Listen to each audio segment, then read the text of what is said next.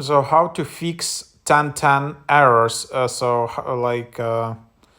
Yeah, what can be the solution around it? So I just found out some quick way which can solve some of the problems, not all of them. So for example, if I try to like mute person or I want to mute everyone, then sometimes, as you can see here, it's not muting everyone. Then I want to unmute and then mute. Like you can see that now I muted everyone, but this person is still not muted. So like there are some kind of glitches here. So to remove them, swipe up the app. So just go to your home screen button and swipe to the top. This way you clearing the cache of the 1010 app or restarting it properly, as I understand.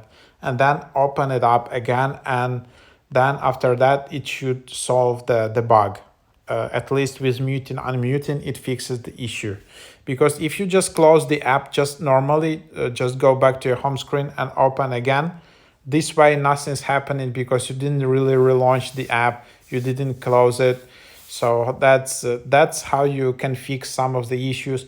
Also, if you have the issue with 1010 app connecting or something around that, that also can solve that bug. So try it out.